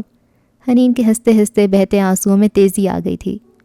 باہر لاؤنج میں سیم منہ بسورے بیٹھا تھا، جو اندر چاکلیٹ کا ڈبہ کھایا جا رہا تھا۔ وہ وہی تھا جو ہنا نے بہت پیار سے سیم کو برتھ ڈے پہ تحفے میں دیا تھا اور آج اتنے ہی پیار سے اس کی الماری سے نکال لیا تھا۔ تبھی فارس اندر داخل ہوا، ابا کو سلام کر کے سیم کو پکارا، تمہاری پھپھو اٹھی تھی؟ ہاں، وہ اسٹڈی میں حنین کے ساتھ۔ تم جلدی آ گئے بیٹا؟ ابا کو حیرت ہوئی۔ زمر کی طبیعت ٹھیک نہیں تھی، میں نہیں لے کر جاؤں گا تو وہ چیک اپ کے لیے نہیں جائیں گی۔ سیم نے ناراضی سے اسے دیکھا۔ بالکل ٹھیک ہے وہ، اور وہ کٹو بھی بالکل ٹھیک ہے۔ فارس نے غور سے اسے دیکھا اور ساتھ آ بیٹھا۔ کیا ہوا؟ پھپھو کے دماغ کو کچھ ہو گیا ہے۔ تمہیں آج پتہ چلا ہے؟ مگر صرف سوالیہ برو اٹھایا۔ میری ساری چاکلیٹس لے لیں، اب اندر بیٹھی ہیں اور ہنستی جا رہی ہیں۔ میں ایک دفعہ اندر گیا تو وہ کٹو کہتی، باہر جاؤ، ہم اس وقت بہت دکھی ہیں۔ یار ماموں، دکھ میں دونوں میری ساری چاکلیٹس کھا گئی ہیں۔ فارس نے اچھمبے سے بند دروازے کو دیکھا، پھر اٹھ کر دستک دی۔ ہنا نے دروازہ کھولا۔ جج والی ویڈیو مل گئی ہے ہمیں، دیکھیں اور آپ بھی انجوائے کریں۔ مسکراتے ہوئے پین اس کی طرف بڑھایا۔ فارس کی نظریں پیچھے صوفے پہ دراز زمر تک گئیں۔ وہ چاکلیٹ کھولتے ہوئے مسلسل ہنستی جا رہی تھی۔ استغفر اللہ، وہ خفگی سے بڑبڑا کر پین لیے اوپر چلا گیا۔ ہر ایک قدم اجل تھا، ہر ایک گام زندگی۔ ہم گھوم پھر کر کوچے قاتل سے آئے ہیں۔ یہ چند دن بعد کا قصہ ہے۔ رات ہارون عبید کے گھر بھی ویسی ہی سیاہ اتری تھی۔ ڈائننگ ہال میں لمبی سی میز کے گرد شاہانہ طرز کی اونچی کرسیاں رکھی تھیں۔ سربراہی کرسی پہ ہارون براجمان تھا اور دائیں ہاتھ بیٹھی جواہرات سے گفتگو کر رہے تھے۔ وہ رات کی مناسبت سے سیاہ لباس میں ملبوس تھی، گردن میں سیاہ نگوں اور ہیروں سے جگمگاتے نیکلس پہ انگلی پھیرتی مسکرا کر ہارون کی بات کا جواب دے رہی تھی۔ جواہرات کے دائیں ہاتھ آبدار بیٹھی سر جھکائے چاولوں میں سست روی سے چمچ ہلا رہی تھی۔ گاہے بگاہے نگاہ اٹھا کر جواہرات کو بھی دیکھ لیتی۔ وہ نگاہوں میں ناراضی تھی، پوزیسو قسم کی ناراضی۔ تبھی آبی کے موبائل پہ پیغام آیا، ڈاکٹر نوید۔ آبدار، 2 کیسز مزید آئے ہیں، آپ کی ریکوائرمنٹ کے مطابق ہیں، انٹرویو ارینج کروا دوں؟ وہ ایک دم خوشی سے جی شیور لکھنے لگی۔ آبی، دفتن جواہرات نے مسکرا کر اسے دیکھا۔ تم اس روز ڈنر پہ نہیں آئی، ہاشم تمہارا پوچھ رہا تھا۔ آبی فوراً سنبھل گئی، ذرا سا مسکرائی۔ آپ کو پتہ ہے میں پارٹیز اور ڈنر پہ نہیں آیا کرتی، میں ہاشم سے معذرت کر لوں گی۔ اتنے سال بعد دوبارہ سے شہر موو کرنا تمہیں مشکل تو نہیں ہوئی؟ آبدار نے شانے اچکائے۔ مجھے سارے شہر اچھے لگتے ہیں، کراچی میں چند سال رہنے سے وہ بھی اچھا لگنے لگ گیا تھا۔ ہاشم میری کالز کا جواب نہیں دے رہا جواہرات، ہارون نے گلہ کیا۔ وہ جب سے واپس آیا اپسیٹ ہے، تم کچھ دن کے لیے میرے بیٹے کو تنگ نہ کرو تو اچھا ہے ہارون۔ اور اس بات پہ فارمل سا کہکا بلند ہوا۔ آبی جبرن مسکرائی اور سر جھکائے منہ میں کچھ بڑبڑائی۔ دفتر نظر سرکے کی بوتل پہ پڑی، سرمئی آنکھوں میں شرارت چمکی۔ احتیاط سے ان کو دیکھا، جواہرات ہارون کو دیکھتی ہوئی کہہ رہی تھیں، اور یہ چائنیز کمپنی کا کیا مقصد ہے؟ ہاشم اور تم کن کاموں میں لگے ہو؟ آبدار نے سرکے کی بوتل اٹھائی۔ بوتل چھوٹی تھی مگر اس پہ کوئی ٹیگ نہیں تھا۔ اس نے اپنے گلاس میں تھوڑا سا ڈالا، پھر مصروف سے انداز میں جواہرات کے واٹر گلاس میں ہنڈیلا، اس سے پورا بھرا۔ وہ دونوں ہنوز ایک دوسرے کو دیکھ کر منی خیز انداز میں باتیں کر رہے تھے۔ قدرے فاصلے پہ کھڑے ملازم نے بے بسی سے آبدار کو دیکھا، مگر آبی کی ایک گھوری اور وہ چپ رہ گیا۔ آبدار نے معصومیت سے بوتل بند کر کے پرے رکھ دی اور بہت سنجیدگی سے کھانا کھانے لگی، مگر لبوں پہ مسکراہٹ مسلسل تھی۔ دفتن اجازت طلب کر کے احمد اندر داخل ہوا۔ آبدار نے چونک کر سر اٹھایا، پھر خفگی سے اسے اور پھر ہارون کو دیکھا۔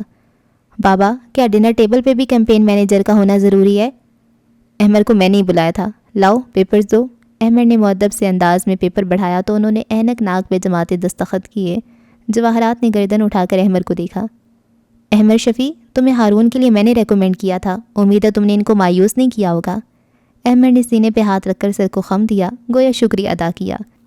پھر ڈیوٹی پہ کھڑی فلپینو میڈ کو مخاطب کیا، سوزین پلیز مسز کاردار کا واٹر گلاس اٹھا لو، اس پہ ڈسٹ ہے، گلاس بدل کر لاؤ۔ آبدار نے ہڑبڑا کر سر اٹھایا۔ وہ سوزین کا انتظار کیے بغیر خود ہی گلاس اٹھا کر اسے پکڑانے لگا۔ آبی کی آنکھوں میں تلملاہٹ ابھری۔ احمد اسے دیکھے بغیر کاغذ لیے واپس پلٹ گیا۔ وہ معذرت کر کے پیچھے آئی۔ سنو احمد شفیع، لان میں تیزی سے چلتی آئی اور ناراضی سے اسے پکارا۔ احمد تسلی سے مڑا، جی؟ میرے ملازموں کی ہمت بھی نہیں ہے کہ میرے ڈائننگ ٹیبل پہ مداخلت کریں، تو آپ کو کس نے اجازت دی کراکری ہٹانے کی؟ مس عبید، ہم دونوں کو پتہ ہے کہ آپ نے کیا کیا ہے۔ ایک کڑوا گھونٹ پی کر ذرا سا کھانس کر مسز کاردار یہاں نہ ترک نہیں کریں گی۔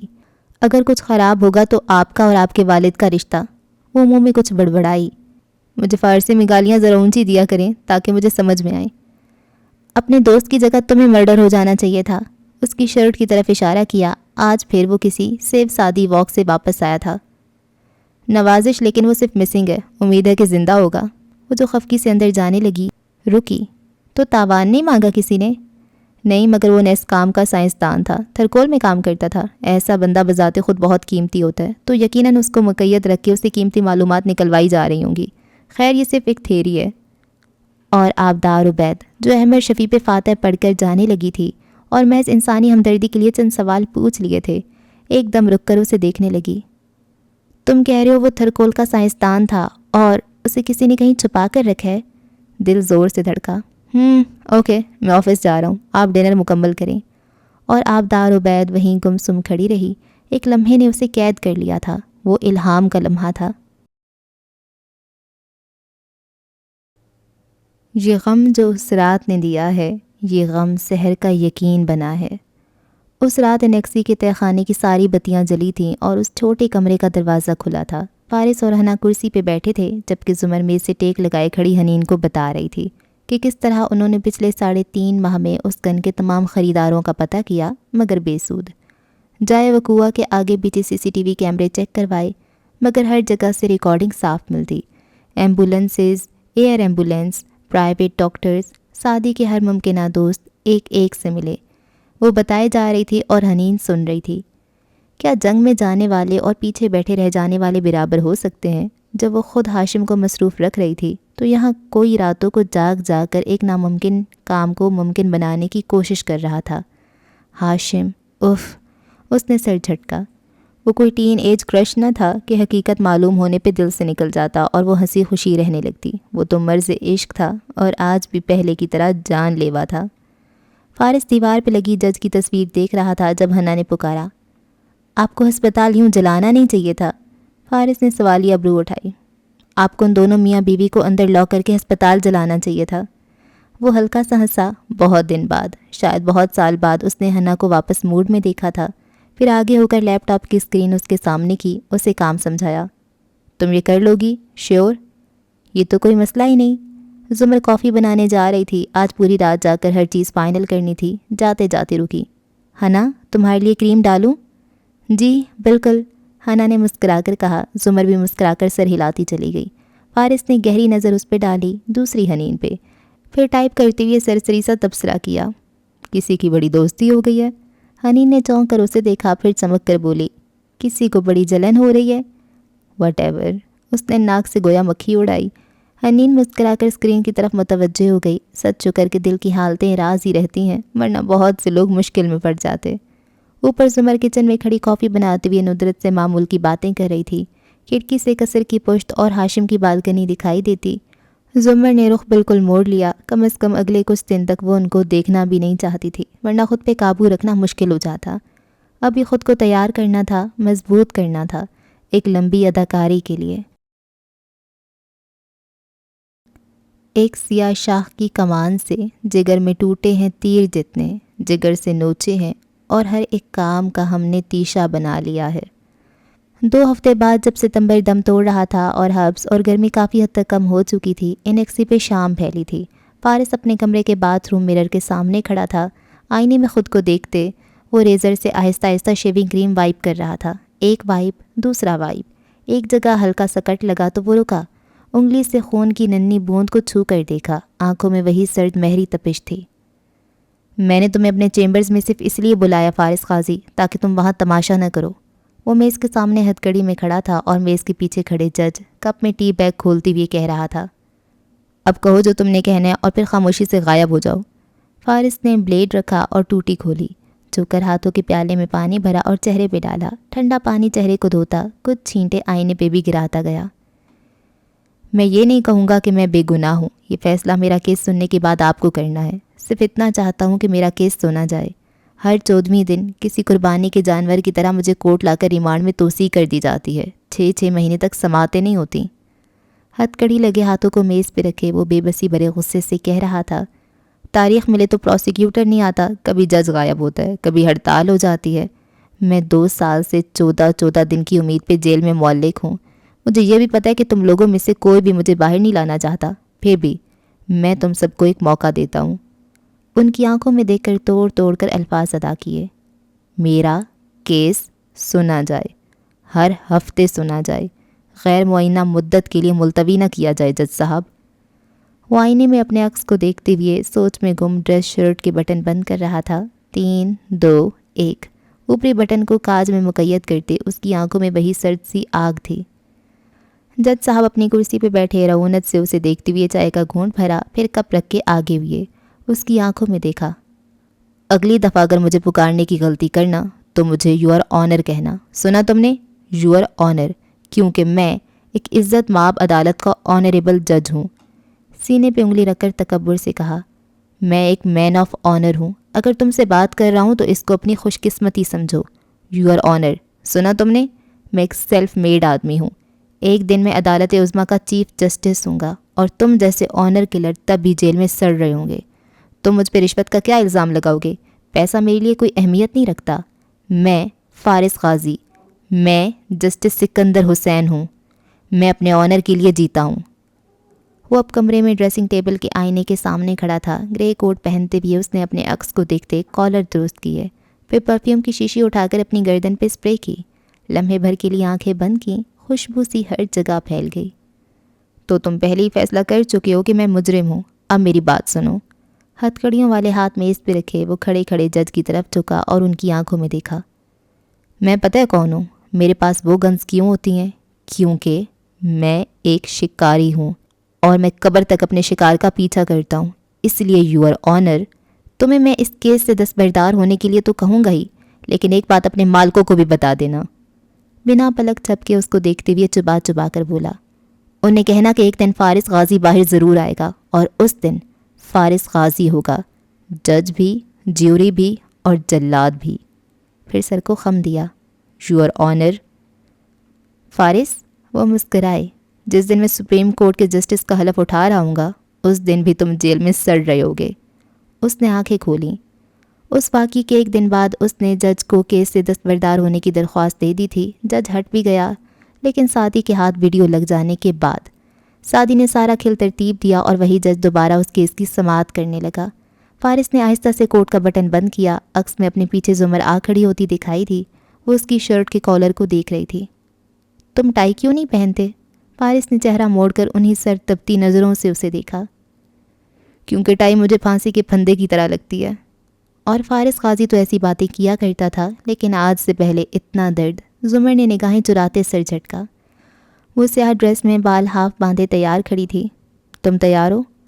پوری طرح، وہ کہتی ہوئے چابیاں اٹھائے دروازے کی طرف بڑھ گیا۔ صبح کا بادشاہ شام کو مجرم ٹھہرے، ہم نے پل بھر میں نصیبوں کو بدلتے دیکھا ہے۔ ہال میں وسیع پیمانے پہ ڈنر ٹیبلز لگی تھیں۔ ہائی کورٹ بار ایسوسی ایشن کے ممبرز، ججز، سینئر وکلا، پروسیکیوٹرز سب شامل تھے۔ ایک بھورے سوٹ والا شخص جو وکیل نہیں تھا مگر جس طرح آگے پیچھے ہدایات دے رہا تھا، اس سے صاف ظاہر تھا کہ جو ڈنر بظاہر جسٹس سکندر کی طرف سے ہائی کورٹ کا جج مقرر ہونے کی خوشی میں دیا گیا ہے، اس کا فنڈ کرنے والا یہی امیر آدمی ہے۔ ایک میز پہ زمر یوسف کھڑی تھی، سیاہ بال اور ہلکی جیولری کے ساتھ۔ مسکراتے ہوئے وہ جسٹس سکندر کو مبارکباد دے رہی تھی۔ آپ آج کل نظر نہیں آ رہی۔ سادی والی تلخی بھلائے کہ یہ تو کچہری کا روز کا معمول تھا، وہ مسکرا کر پوچھ رہے تھے۔ جاب ختم ہونے کے بعد کچھ ماہ پرائیویٹ پریکٹس کی تھی، کچھ دن سے وہ بھی چھوڑ دی ہے، آج کل ہاؤس وائف ہوں۔ مسکرا کر ساتھ سوٹ میں ملبوس ہینڈسم سے فارس کی طرف اشارہ کیا تو جسٹس صاحب اس کی طرف مڑے۔ ایک معنی خیز مسکراہٹ اس کی طرف اچھالی۔ معلوم پڑتا ہے کہ شکاری نئی زندگی شروع کر چکے۔ گڈ۔ مسافر کے لیے ہاتھ بڑھایا۔ فارس کھلے دل سے مسکرایا، بڑا ہوا ہاتھ تھاما۔ کر تو چکا ہوں، لیکن انسان اپنے ماضی سے پیچھا نہیں چھڑا سکتا۔ جسٹس صاحب کی آنکھوں میں دیکھ کر اضافہ کیا۔ Your owner. گڈ گڈ، انہوں نے سر اس بات میں ہلایا۔ ہماری دعوت قبول کرنے کا شکریہ، خوشی ہوئی تم سے دوبارہ مل کر۔ مجھ سے زیادہ نہیں ہوئی ہوگی، اور بہت مبارک ہو آپ کو یور آنر، بالآخر آپ کو وہ سب ملنے جا رہے ہیں جس کے آپ مستحق ہیں۔ جج صاحب نے سر کے خم سے شکریہ وصول کیا۔ فخر سے ارد گرد پھیلی تقریب، اس عزت اور وقار کو دیکھا جو ہر ایک کی آنکھ میں ان کے لیے تھا۔ میں نے تمہیں کہا تھا شکاری، ایک دن ہم سپریم کورٹ بار میں ملیں گے۔ فارس ہلکا سا ہنس دیا۔ اور ہاں، تمہارے بھانجے کا افسوس ہوا، لگتا ہے اس نے اپنے قد سے بڑے دشمن بنا لیے تھے، مگر تم اپنا خیال کرنا۔ کالر جھاڑے اور آگے بڑھ گئے۔ ان سے ہاتھ ملانے کے لیے بہت سے لوگ منتظر تھے۔ طویل میز کے گرد بیٹھے افراد اب اٹھ اٹھ کے بوفے ٹیبل کی جانب جا رہے تھے۔ زمر اپنی جگہ سے اٹھی۔ چند وکلا حد سماعت میں بیٹھے تھے، سو شائستگی سے فارس کو مخاطب کیا۔ آپ کو کچھ لا دوں؟ میں آ رہا ہوں۔ وہ اس کے ساتھ اٹھا۔ وکلا برادری کو یاد تھا کہ وہ مرڈر ٹرائل کے تحت 4 سال جیل میں رہا ہے۔ یہ بھی یاد تھا کہ زمر نے اس کے خلاف گواہی دی تھی اور اکثریت کو اس کے گنہگار ہونے کا یقین بھی تھا، لیکن مقدمے، جیل، پیشیاں، یہ اس کمیونٹی میں اتنا عام تھا۔ خود ہر ایک پہ اتنے کیسز تھے اور اتنے کیسز میں اس نے ایک دوسرے کو پھنسا رکھا تھا کہ عام لوگوں کی نسبت ان کو اس بات سے فرق کم پڑتا تھا۔ وہ دونوں ساتھ ساتھ چلتے بوفے ٹیبل تک گئے۔ فارس نے جھک کر اس کے کان کے قریب سرگوشی کی۔ مجھے آپ نہ کہا کریں، میں صداقت تھوڑی ہوں۔ زمر نے نظر اٹھا کر اسے دیکھا۔ وہ مسکرایا تھا۔ وہ نہیں مسکرائی، چپ چاپ کھانا ڈالنے لگی۔ وہ ڈل لگ رہی تھی۔ دفتن ایک ویٹر وہاں سے گزرا اور ریموٹ اٹھائے۔ اس نے باری باری ریسٹوران میں لگے ہر ٹی وی اسکرین کا چینل بدلا، ایک مخصوص چینل سیٹ کیا اور آواز اونچی کر دی۔ پھر سر جھکائے فارس کے قریب سے گزرنے لگا تھا تو فارس نے اس کی جیب میں لپٹے ہوئے نوٹ رکھے اور کندھے کو ہلکا سا تھپکا تو وہ آگے بڑھ گیا۔ فارس نے نظر اٹھا کر سی سی ٹی وی کیمرے کو دیکھا جس کا رخ اس طرف نہیں تھا اور مسکرایا۔ آج کی شام یور آنر کے نام۔ وہ دونوں واپس طویل میز پہ آ بیٹھے تو جسٹس سکندر ان کے سامنے، مگر چند کرسیاں چھوڑ کر بیٹھے تھے۔ وقار سے کھڑی گردن اور فخر سے اٹھے کندھوں کے ساتھ وہ کہہ رہے تھے، میں آپ کو بتاؤں جسٹس اسید، ایسے موقع ہر شخص کے کریئر میں آتے ہیں، لیکن حلال کا ایک لقمہ جو آپ اپنی اولاد کے حلق سے گزارتے ہیں اس کا کوئی نعم البدل نہیں۔ وہ کہہ رہے تھے اور باقی افراد نے ہر شے جاننے کے باوجود بھی سر دھنا۔ وہ کہتے ہیں نا کہ گیدڑ کی 100 سالہ زندگی سے بہتر ہوتا ہے شیر کا ایک دن۔ فارس نے مسکراتی ہوئی گلاس لبوں سے لگایا۔ جسٹس صاحب اپنا فکرہ پورا نہیں کر سکے کیونکہ زمر نے کانٹا زور سے پلیٹ میں گرایا۔ اوہ گاڈ! چہرہ موڑے وہ اتنا اونچا بولی کہ چند لوگ اسے دیکھنے لگے، پھر اس کی نگاہوں کے تعاقب میں ٹی وی اسکرین کو دیکھا اور ریستوران کے اس حال میں 3 ٹی وی اسکرینز نصب تھیں، یہ بڑی بڑی صاف اور واضح اسکرینز، اور سب لوگ اب مڑ مڑ کے ان پہ چلتی نیوز دیکھ رہے تھے۔ نیوز کاسٹر حسب معمول حلق پھاڑ کر اونچا اونچا کہہ رہی تھی، یہ ویڈیو کچھ دیر پہلے انٹرنیٹ پہ پوسٹ ہوئی ہے اور اس کے ساتھ ہی وائرل ہو گئی ہے۔ ہم آپ کو ایک دفعہ پھر بتاتے چلیں کہ ویڈیو میں موجود سیاہ کوٹ والے شخص کی شناخت ہائی کورٹ جج جناب جسٹس سکندر حسین شاہ کے نام سے ہوئی اور ریسٹوران میں سناٹا چھا گیا تھا۔ جسٹس سکندر ہاتھ میں گلاس پکڑے سن سے گردن اٹھائے وہ ویڈیو دیکھ رہے تھے، HD کوالٹی کی صاف اور واضح ویڈیو جس میں اسٹڈی ٹیبل کے سامنے ایک کرسی پہ OCP صاحب نظر آ رہے تھے اور تیز تیز کاغذ پہ کچھ لکھ رہے تھے۔ ان کے سر پہ جسٹس صاحب کھڑے تھے اور غصے سے کچھ کہہ رہے تھے۔ آواز ٹھیک سے نہیں آ رہی تھی مگر آواز کی ضرورت بھی نہ تھی کیونکہ جیسے ہی OCP نے کاغذ اور قلم رکھا، جج نے جو اب اس کے سر کے پیچھے کھڑے تھے اور کیمرے میں بہت واضح نظر آ رہے تھے، ایک دم OCP کی گردن میں بازو ڈال کر ان کو جکڑا، اور اس سے پہلے کہ وہ ان کا ہاتھ ہٹا پاتے جج نے ایک سرنج ان کے کندھے میں گاڑی۔ OCP مزاحمت کر رہے تھے، ان کا بازو ہٹاتے ہاتھ پاؤں مار رہے تھے، لیکن پھر ان کا جسم ڈھیلا پڑتا گیا، گردن ایک طرف لڑک گئی۔ جج نے سرنج جیب میں نکالی، کالر جھٹکے، OCP کا سر کاغذ پہ رکھا، بازو درست کیے جیسے وہ لکھتے لکھتے سو گئے ہوں، اور جانے کے لیے مڑ گئے۔ یہ ایک طویل ویڈیو میں سے کاٹا ہوا ایک ننھا سا کلپ تھا جس کی قیمت سعدی یوسف نے فارس غازی کی بریت لگائی تھی۔ اب وہی کلپ ریسٹوران میں ایک نیشنل ٹی وی چینل پہ چل رہا تھا اور جسٹس سکندر کا چہرہ سفید پڑ رہا تھا۔ پھر لوگ مڑ مڑ کر ان کو دیکھنے لگے، حیرت، شوق اور ایکسائٹمنٹ سے۔ ان کا الٹا رکھا موبائل مسلسل وائبریٹ کرنے لگا۔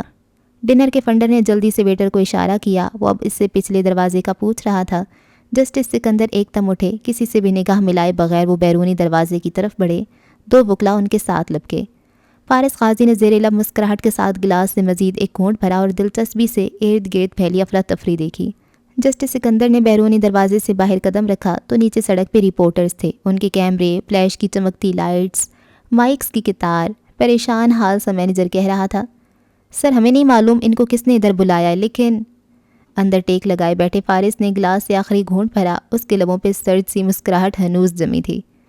جسٹس سکندر کو کوئی آواز نہیں آ رہی تھی، وہ سر جھکائے زینے اتر رہے تھے۔ ASP، آج رات ایک لڑکی کو غائب کرنا ہے، ہسپتال کا نام بھیج رہا ہوں، مگر پہلے اس کا آپریشن ہونے دو، ڈاکٹر توقیر بخاری کو بھی ادھر بلا لو، لڑکی کو زندہ سلامت نکالنا ہے۔ گارڈز میڈیا کے نمائندوں کو روکنے کی کوشش کر رہے تھے مگر یکے بعد دیگرے مائک ان کے چہرے کی طرف بڑھ رہے تھے۔ کیا آپ اس ویڈیو کی تصدیق کرتے ہیں؟ کیا انٹرمیڈیٹ بورڈ کے آفیسر کانفیڈینشیل پریس کی جان لینے والے آپ ہی تھے؟ میرے بس میں ہوتا تو اس لڑکی کو وہیں ختم کروا دیتا، لیکن دوستوں کے ہاتھوں مجبور ہوں۔ ارے نہیں، فکر مت کرو، کسی کو علم نہیں ہوگا، ہو بھی جائے تو وہ متوسط طبقے کے معمولی لوگ ہیں، ہمارا کیا بگاڑ لیں گے۔ جانے دو ASP، بہت دیکھیں فارس غازی جیسے۔ وہ چہرہ جھکائے اپنے ساتھیوں کی معیت میں ہجوم سے نکل رہے تھے۔ ساتھی وکلا اور گارڈز بمشکل رپورٹرز کے درمیان سے راستہ بنا پا رہے تھے۔ ریستوران میں کھانا بھول کر چائے مگویاں اور پھر ڈسکشن شروع ہو چکی تھی۔ ٹی وی کی آواز اونچی کر دی گئی تھی۔ ڈنر کے فنڈر کو ٹھنڈے پسینے آ رہے تھے، اس کے ہائی کورٹ میں 13 کیسز پھنسے تھے اور ان کو چند منٹ پہلے تک پہیے لگ جانے تھے، مگر اب باہر جسٹس صاحب کی کار روانہ ہوئی اور ذرا طوفان تھما تو وہ دونوں بھی نکل آئے۔ پارکنگ ایریا تک جاتی ہوئی فارس کہہ رہا تھا، اسٹیپنی کے مطابق سعدی نے جج کو کہہ رکھا تھا کہ یہ ویڈیو اس کے لائر کے پاس ہے اور اسے کچھ ہونے کی صورت میں وہ اس کو انٹرنیٹ پہ ڈال دے گا۔ اب دیکھنا یہ ہے کہ جج کو اسکینڈل سے نکالنے کے لیے کون آتا ہے۔ وہ محظوظ سا کہتا کور کا لاک کھول رہا تھا۔ زمر دوسری طرف خاموش کھڑی تھی۔ جج ایک مہرا نہیں تھا، وہ ان لوگوں کا دوست ہے، سو اس کے دوست اس کو بچانے ضرور آئیں گے۔ کوئی سیاست دانوں میں سے ہے، کوئی وکلا برادری سے، کوئی بزنس کمیونٹی سے اور کوئی قانون نافذ کرنے والے اداروں سے۔ ہم یہ دیکھیں گے کہ کون کون اس کو بچانے آتا ہے۔ وہ لوگ اب بکھلا چکے ہوں گے اور وہ غلطیاں کریں گے۔ زمر، میں آپ سے بات کر رہا ہوں۔ لاک میں چابی روک کر اس نے اسے پکارا۔ زمر نے چونک کر سر اٹھایا، پھر گردن ہلائی۔ میں سن رہی ہوں، اس طرح ہم ان سب لوگوں تک پہنچ جائیں گے۔ فارس نے غور سے اس کا چہرہ دیکھا۔ ہم شادی تک پہنچنے کے اتنا قریب ہیں، انگلی اور انگوٹھے سے 1 انچ کا فاصلہ دکھایا۔ مگر آپ اتنی ڈل اور بجھی بجھی کیوں لگ رہی ہیں؟ نہیں تو کچھ تو ہوا ہے، ورنہ کل رات تک آپ بہت ایکسائٹڈ اور خوش تھیں۔ پھر یاد آیا، صبح آپ اپنے ڈاکٹر کے پاس گئی تھیں، کیا کہا اس نے؟ زمر نے چونک کر اسے دیکھا۔ مسز زمر، ذہن میں ڈاکٹر قاسم کے الفاظ گونجے، میرے پاس آپ کے لیے اچھی خبر نہیں ہے۔ ہاں میں گئی تھی۔ وہ سانس لینے کو رکی، وہ غور سے اسے دیکھ رہا تھا۔ جس عطیہ شدہ گردے پہ آپ سروائیو کر رہی ہیں وہ ناکارہ ہو چکا ہے۔ مگر فارس، ڈاکٹر صاحب تھے ہی نہیں، میں انتظار کر کے واپس آ گئی۔ وہ دروازہ کھول کر اندر بیٹھ گئی۔ دل ہنوز زور زور سے دھڑک رہا تھا، مگر اس نے فیصلہ کر لیا تھا۔ اوکے جی، اس ایپیسوڈ کو یہاں پہ ختم کرتے ہیں، اور تھینک گاڈ ان کو پتہ چل گیا ہے کہ ہاشم جو کارڈارز ہیں وہ ملوث ہیں ان ساری چیزوں میں، اور اس کو فارس کی بے گناہی کا بھی یقین آ گیا ہے۔ مجھے لگا تھا یہ کہیں آخری ایپیسوڈ تک میں جا کے پتہ چلے گا، پر یہ تو ابھی ہاف بھی ناول نہیں ہوا، مطلب ہاف ہونے ہی والا ہے، تو اس کو پتہ چل گیا ہے۔ یہ بہت اچھی چیز ہے۔ تو یہ فارس کو نہیں بتا رہی کہ وہ ایک دم سے ہائپر نہ ہو جائے، پر میرے خیال سے اسے بتا دینا چاہیے، کیونکہ یہ مل کے کام کرے نا، اسے بندہ کول ڈاؤن کر ہی لے کہ اس کو ہم اچھے سے تباہ کریں گے، صبر کر جاؤ۔ اور حنین کو بھی شکر ہے سمجھ آ گئی، وہ اب زیادہ مسٹیکس نہیں کرے گی، تھینک گاڈ۔ شہرین کو بھی پتہ چل گیا کہ نوشرواں ملوث ہے، اور بہت سے لوگوں کو پتہ چل گیا، اور وہ جو آبدار تھی، کیا نام تھا اس کو بھی پتہ چل گیا کہ سعدی کو اس کے بابا نے کہیں پہ رکھوایا ہوا ہے۔ تو بہت سے لوگوں کو بہت کچھ پتہ چل چکا ہے، اور ایک ہاشم کو ہی نہیں پتہ کہ سب کو سب کچھ پتہ چل گیا ہے۔ یہ ایک اچھی چیز ہے۔ تو اب وہ ظاہری بات ہے، اتنے سارے لوگ ہیں، کس کس کو سنبھالے گا؟ لیکن مجھے ابھی بھی ڈر لگ رہا ہے، وہ جو اس نے خاور کو کہا ہوا ہے کہ فارس کو جیل میں ڈلواؤ، تو پھر نہ جیل میں چلا جائے۔ لیکن اب زمر اس کو بچا لے گی۔ اور یار زمر کا گردہ، یہ آخر میں کیا کہا ہے کہ اس کا وہ گردہ نکارہ ہو چکا ہے؟ ایک ہی تو گردہ تھا اس کے پاس، اب کیا ہوگا؟ اللہ اللہ۔ چلیں جی، دیکھتے ہیں اگلی ایپیسوڈ میں کیا ہوتا ہے۔ دعا میں رکھیں یاد۔ اللہ حافظ۔